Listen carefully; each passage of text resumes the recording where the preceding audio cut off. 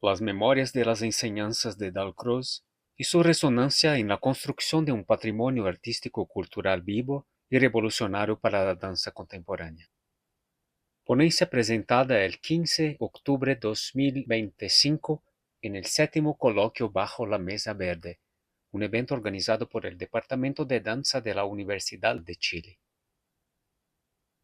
Antes de comenzar, quisiera compartir una premisa. No represento a ninguna institución dalcroziana. Mis investigaciones parten de una hermenéutica del pensamiento estético pedagógico de Dalcroze, o sea, a partir de la lectura, la traducción y la interpretación de sus textos originales. Todo este proceso está atravesado por las enseñanzas de muchos maestros de la danza, y muy especialmente por las de mi maestra Françoise Dupuy, heredera de una tradición en la que Dalcroze no era simplemente un método de educación musical, sino una palabra mágica que abría a los bailarines modernos nuevos caminos de expresividad dramática. La temática de esta mesa es provocadora y nos convoca a preguntarnos, ¿qué entendemos por patrimonio? Patrimonio, del latín patrimonium, significa literalmente la condición o los bienes del padre. En tiempos de crítica al orden patriarcal, resulta incómodo reconocer este origen etimológico. Quizás lo que debamos hacer sea pensar el patrimonio como un proceso dinámico de transmisión de una herencia, al margen del registro económico, un capital artístico, cultural y pedagógico. Les propongo, por lo tanto, una cuestión generadora. ¿No serán acaso las enseñanzas de los maestros el patrimonio más valioso de la danza? Podría resultar más pertinente afirmar que nuestro gran patrimonio inmaterial es, en realidad, el repertorio coreográfico, un acervo de danzas que constituyen una suerte de memoria colectiva de la danza. Con todo, cualquier repertorio, clásico, académico o popular, solo cobra vida a través del cuerpo danzante del maestro. Y aunque ya no pueda ejecutar las formas de coreográficas con el virtuosismo de antaño, su sola presencia transforma por completo el proceso de transmisión de ese conocimiento sensible. Un bailarín bien entrenado puede enseñar los pasos de una coreografía. Sin embargo, la danza encierra una dimensión sutil que trasciende las estructuras de la arquitectura coreográfica. Esos secretos solo se revelan a través de los maestros. Incluso la música, que dispone de un sistema casi perfecto de notación de los elementos de su lenguaje, necesita de un maestro que haga visibles las entrelíneas de su discurso. Un instrumentista bien entrenado puede leer con gran precisión los signos ordenados en una partitura y ejecutar una pieza con técnica impecable, pero sin un maestro que le revele los secretos de la obra, no logrará interpretarla. Ejecutar no es lo mismo que interpretar. Técnica no es lo mismo que arte. El gran pianista Claudio Arrau, a los 80 años, afirmó: la partitura no lo dice todo. Es apenas un esqueleto que debe ser llenado con la vida y la sangre de uno. A propósito de su capital artístico, cultural y pedagógico, Claudio Arrau dijo: 95% de lo que soy se lo debo a mi maestro Martin Krause, discípulo de Liszt, quien a su vez había sido formado por Czerny, heredero directo de Beethoven. El maestro es precisamente quien nos conduce hacia una comprensión más profunda del arte, más allá de la mecánica de un lenguaje artístico. Alguien que nos ayuda a descubrir nuestra propia personalidad artística, impregnada por sus enseñanzas, pero al mismo tiempo totalmente independiente de ellas. Uno de estos grandes maestros fue Émile Jacques Dalcroze, considerado por la historiografía como uno de los protagonistas de la modernidad de la danza. Paradójicamente, Dalcroze era músico, no bailaba y nunca recibió formación en danza. Sin embargo, sus investigaciones sobre la naturaleza del sentido rítmico lo llevaron a crear las bases de un sistema de educación corporal musical que alcanzó reconocimiento mundial e iluminó el camino de los bailarines modernos a principios del siglo XX. Aquí nos encontramos en un punto crucial. Como latinoamericanos, hemos sido adiestrados por el Estado para mirar nuestro patrimonio como si fuera ajeno y el patrimonio ajeno como si fuera propio. Surgen entonces algunas preguntas. ¿Debemos celebrar a estos maestros europeos u olvidarlos? ¿Qué nos puede aportar hoy la obra de un suizo blanco, burgués y cristiano de un pasado lejano? Me quedé algo desconcertado ante estas preguntas, hasta que recordé una declaración de la escultora francesa Louise Bourgeois. Amo a todos los artistas y los comprendo. Ellos son mi familia y su existencia me impide sentirme sola. En última instancia, todos los artistas del mundo son nuestros hermanos y hermanas, ¿no es así? ¿Cómo danzar sin recorrer la belleza que nos han revelado Pina Bausch, Martha Graham, Kazuo Ono y tantos otros del norte y del sur? La vida de Dalcroze no fue un mar de rosas. Vivió su infancia y adolescencia bajo el rígido puritanismo de Ginebra, la ciudad más calvinista del mundo en aquella época. Fue humillado por su primera profesora de piano cuando tenía 6 años y más tarde en la escuela por docentes que despreciaban sus interrogantes sobre la educación del cuerpo. Enfrentó tantas derrotas que ni siquiera podía contarlas. Al final de su vida afirmó: cuando pienso en los progresos que he podido realizar a lo largo de mi prolongada existencia, me doy cuenta que cada uno de ellos ha sido la consecuencia de un fracaso. Este pasaje autobiográfico resulta especialmente revelador. Como decía Manuel de Barros, el poeta de las delicadezas, la fuerza de un artista nace de sus derrotas. El arte rescató Dalcroze de esa incomprensión y le abrió un mundo más hermoso de melodías y armonías inauditas. Dalcroze era un pianista de gran talento, un virtuoso. Su sueño era ser compositor y alcanzar reconocimiento mundial. Intentó vivir únicamente de la música hasta los 27 años, cuando tuvo que iniciar la carrera como profesor de armonía y solfeo para ganarse el pan.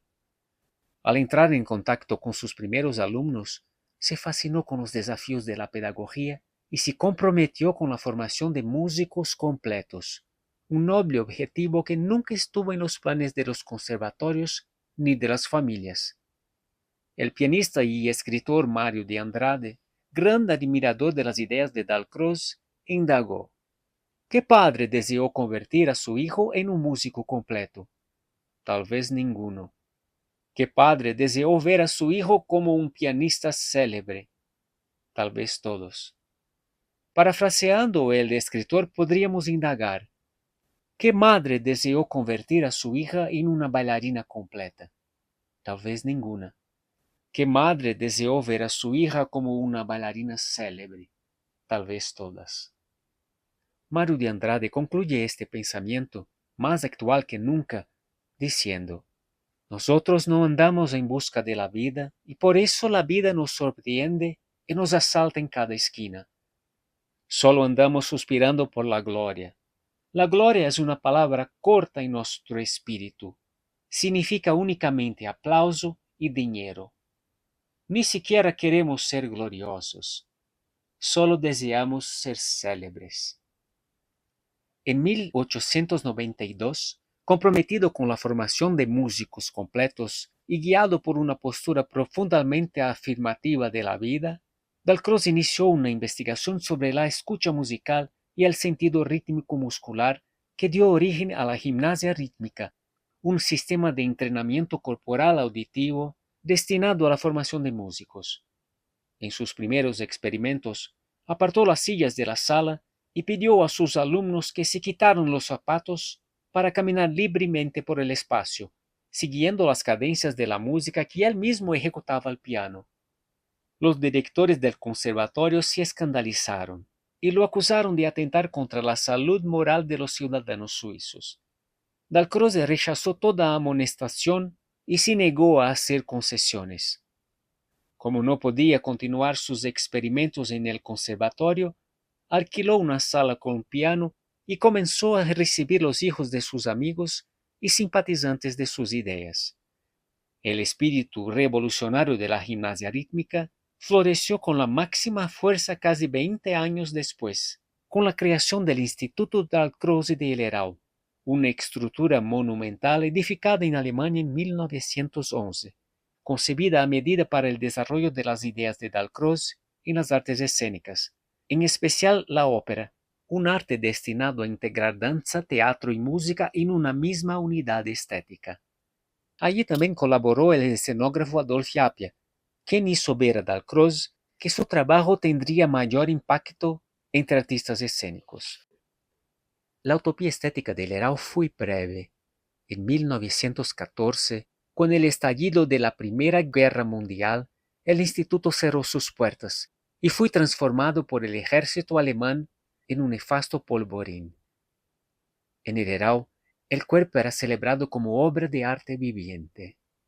Muchos bailarines importantes pasaron por el Instituto de Lerau: Suzanne Perrotet, Mary Bigman, Rosalia Schladek, Marie Rambert, Michio Ito, entre otros. Suzanne Perrotet y Mary Bigman transmitieron las ideas de Dalcroze a Laban, quien las incorporó parcialmente en sus investigaciones sobre el arte del movimiento.